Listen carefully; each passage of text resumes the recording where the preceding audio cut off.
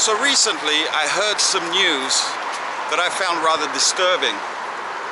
I'm back in Riga, and apparently a couple of weeks ago they opened the first fully robotic restaurant in the world. I can understand why things are going in that direction.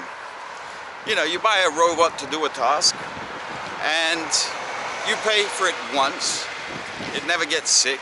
You don't have to give it any benefits, any breaks. So the advantages, I can understand them. I don't necessarily agree with changing the workforce for robots, because people do need jobs, they do need to earn a living. But I can understand why it would be appealing to certain companies. But a fully automated robotic restaurant, that bothers me. Anybody who's watched my channel knows that I kind of like my food. I'm quite passionate about food. And I don't know if you could program a robot to make food that I would consider any good, really. So I'm heading along one of the main roads in Riga. It's called Alexander Chaka. And further down this road, I'm told, is a rather grotty neighborhood. One of those shady places, the shadier parts of town. I've never been there, and after reading, I heard that they actually put this restaurant under a bridge. Now I see what they mean when they said that this was in a shady place. I mean, I'm hoping I'm going the right way, because this doesn't look anything like where anyone would put a restaurant. Looks like we found it. It's literally there, right under this bridge. And right there is the Latvia's Balsams factory, distillery. And that's a very, very interesting place. They make this alcohol called Latvia's Balsams, which I'll introduce you to one day. It's very unique, very special. But other than that, they're intertwined in the biggest vodka war ever. And it's a very interesting story. I'll share that with you in a video one day. Good morning. Good morning. How are you? I feel fine. Good. So, I found out about this place. Can you tell me a little bit about this place? Is it like really a robot that's going to cook my food? Yes. So this is the actual robot, is it? Yes. And this guy here is going to cook my food. What's his name? Not name. No name? No name. A chef with no name is going to make my food, huh? How long does it take to make? 3-4 minutes. That's it? Yeah. You can cook pasta in 3-4 minutes. Yes. Okay, can you tell the chef I like my pasta al dente, not too cooked. I like the pasta kind of a little bit still chewy, you know, al dente. And when he makes the teriyaki sauce, if he can make it a little bit spicy, asa, picante. Hey, how are you? I think I can answer your questions. Yeah, I'm just making, you know, well, are you one of the owners here? Yeah. Nice to meet you. I'm Justin. Janis. I got fascinated by this place. I saw it online. And I said, oh, I gotta come and see. It's like the first robotic restaurant. Basically, yeah. It's pretty interesting. It's very interesting. But, as a lot of people may ask, can it really replace a real chef? Yes, I can understand the point that, you know, as a business owner, if I've got a kitchen, I can reduce my costs. It doesn't get sick. I don't have to pay taxes. I can amortize the cost probably very quickly. The question is, a chef, what do they always say? The main ingredient is love, right? Definitely. So chefs will never, and we are not replacing chefs. Okay, thank God, because we're replacing cooks, and there is a difference. There is a difference. Because chef is making from the heart, and the robot will never make it like very nice food like Michelin star chef, which is you are going to get an experience, and the robots never will replace that. But again, if you're going to McDonald's, you're going to just have food, not getting the experience. Yes. And not only McDonald's, many just cafeterias, you're going to get your food, You want it consistent, you want it fast, you want it healthy. And delicious. Yeah.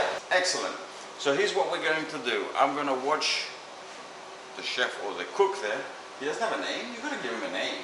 We're thinking about it, but... You're thinking about it?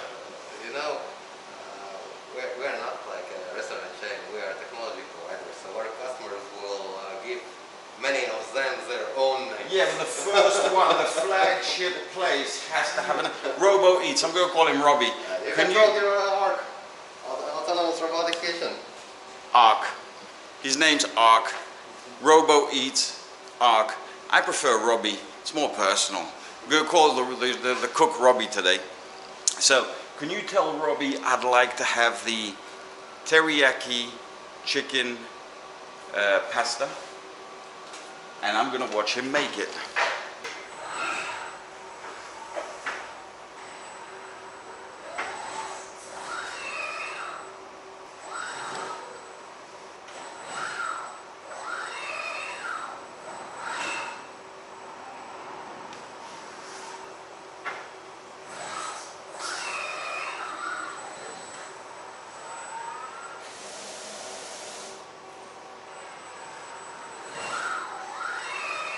So it's doing a cleaning right now of the tray that prepared the ingredients. So it's constantly cleaning, it's always sterile. Yeah. So that's a cylindrical pan that actually cooks the meal, and then they'll be cleaned as well. So now the robot is retiring.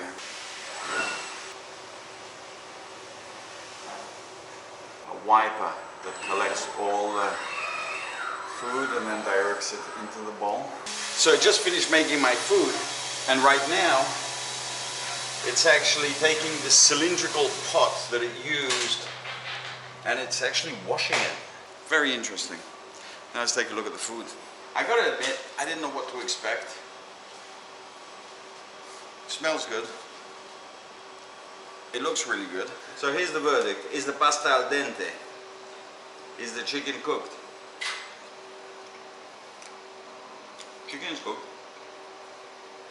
The intensity of the sauce is spot on.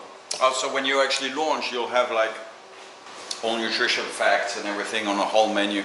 Obviously, the menu will be more extensive. And on the next version, basically, you will not have Lena there. You'll be just using your mobile app to order.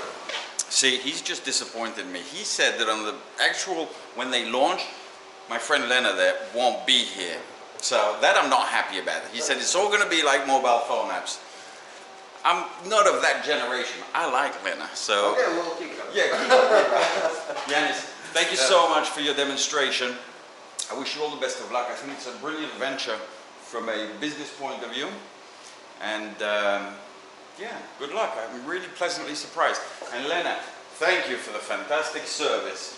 Believe me, draw the line at service. They can make robots for anything they want, but nothing beats a smiley face. So there you have it, guys. So I'm not going to bore you with a tasting, but more with some thoughts about this whole way things are changing so rapidly.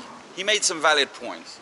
I came here really with a negative idea towards this, thinking, well, you know, people need jobs, taking away jobs. How can you replace a cook?